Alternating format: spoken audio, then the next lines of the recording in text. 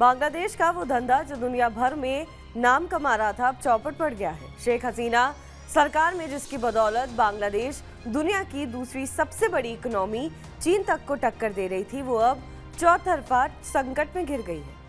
लेकिन फिलहाल यूनुस सरकार इस चुनौती से निपटने की दिशा में कोई ठोस कदम उठाती नहीं दिख रही है। अंतरिम सरकार के अब तक के लिए सबसे बड़े फैसलों में ऐसा लगता है कि उसे अपने राजनीतिक भविष्य की चिंता ज्यादा है।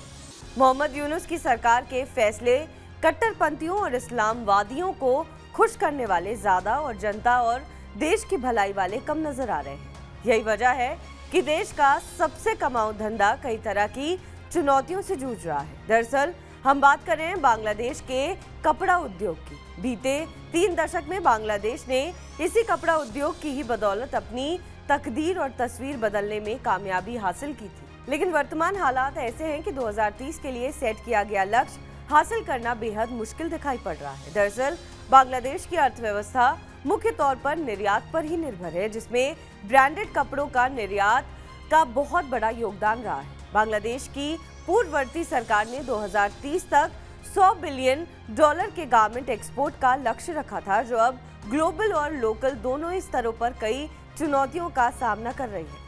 हालांकि देश के कपड़ा कारोबारियों को अब भी उम्मीद है कि अगर समय रहते सही उपाय कर लिया गया तो ये टारगेट हासिल किया जा सकता है। दरअसल दुनिया भर में गारमेंट एक्सपोर्ट के मामले में इस वक्त चीन नंबर 1 है। साल के शुरुआती 2 महीनों में ही चीन का टेक्सटाइल और अपैरल एक्सपोर्ट में 14.3% का उछाल देखा गया, जो कि $45.1 बिलियन का रहा।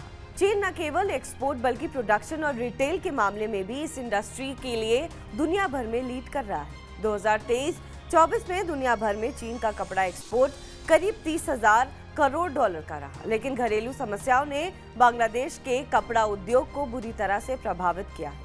2030 के लक्ष्य को हासिल करने के लिए उद्योगपतियों को सरकार से पॉलिसी सपोर्ट की उम्मीद है। साथ ही स्थिर राजनीतिक वातावरण और प्रोडक्शन यूनिट्स की सुरक्षा का मुद्दा भी कपड़ा उद्योग के लिए अहम माना जा रहा है। इसके अलावा बीते 2 साल से जारी बिजली संकट अब और गहराता जा रहा है। गैस सप्लाई भी मौजूदा मांग के अनुसार पूरी नहीं हो पा रही है, जिसके चलते बांग्लादेश का ये कमाऊ धंधा अब चौपट हो रहा है। निर्माताओं के सामने अब भी कई घरेलू चुनौतियां बरकरार हैं, जैसे खराब व्यापार और निवेश का माहौल, प्रोडक्शन और शिपमेंट में रुकावट, जिसके चलते बांग्लादेश के इस उद्योग पर से वैश्विक स्तर पर भरोसा कम हो रहा है।